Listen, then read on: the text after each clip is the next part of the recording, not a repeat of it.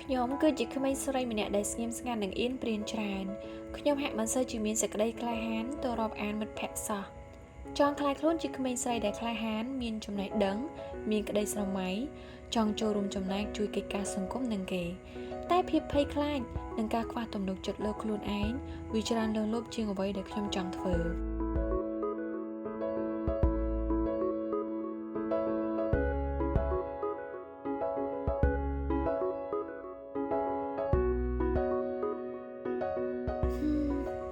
មិនដឹងគួរធ្វើយ៉ាងណាទេ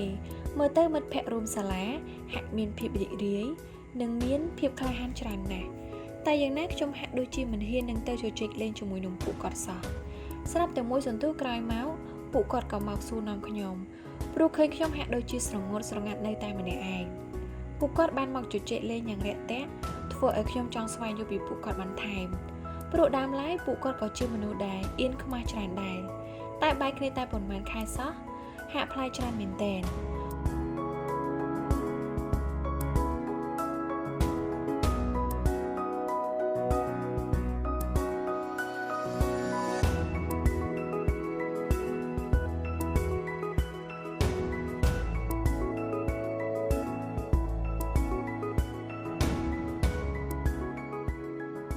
ពួកគាត់ក៏បានណែនាំខ្ញុំឲ្យស្គាល់សៀវភៅមួយចំនួនដែលពួកគាត់អាចផ្លាស់ប្ដូរផ្នត់គំនិតរបស់ពួកគាត់បាន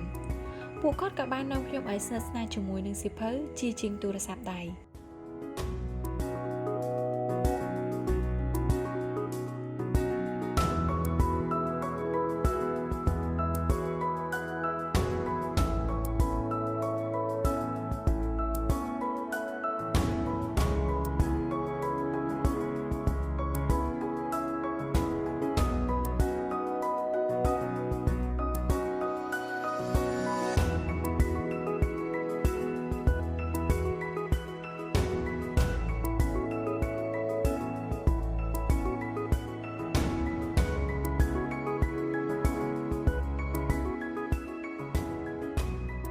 ប្រកាសណាស់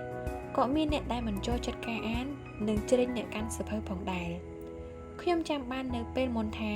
ខ្ញុំធ្លាប់សាកល្បងកាន់សៀវភៅអានដែរតែមានភាពខ្មាស់អៀនហើយមិត្តខ្លះទៀតគាត់ក៏មិនសូវជាចង់ដើរជាមួយដែរ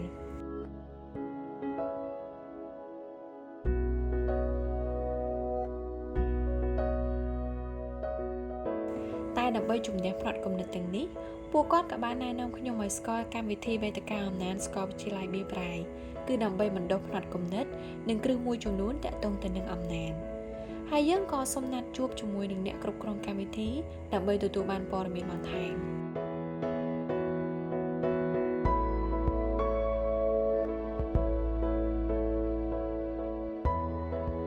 មានអារម្មណ៍ថាភ័យខ្លាចតែនៅពេលដែលបានជួបអ្នកគ្រប់គ្រងកម្មវិធីគាត់ហាក់ស្វាគមន៍យ៉ាងរាក់ទាក់ហើយក៏បានពន្យល់យ៉ាងក្បោះក្បាយប្រកបទៅដោយថាមពលពីសេចក្តីលម្អិតនៃវប្បធម៌អំណាននិងកម្មវិធីអំណាននេះ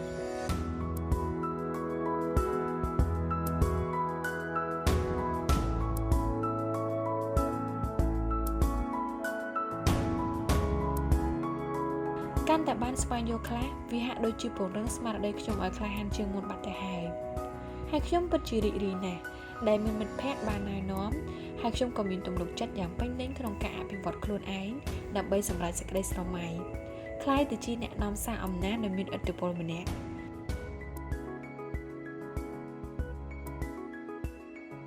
ឆ្លងកាត់ការបណ្ដុះបណ្ដាលណែនាំបង្ហាញផ្លូវពីអំណាចយុវជនទៅខ្ញុំមានភាពជឿជាក់និងមានឱកាសធ្វើកិច្ចការងារជាច្រើនដែលខ្ញុំតែងតែចង់ធ្វើនិងជួបជាមួយនឹងមនុស្សជាច្រើនដែលសុទ្ធតែមានក្តីស្រឡាញ់លើកិច្ចការអប់រំនិងសង្គមខ្ញុំមិននឹកស្មានថាខ្ញុំអាចជំនះខ្លួនឯងបានមកដល់សប្តាហ៍ថ្ងៃនេះសោះ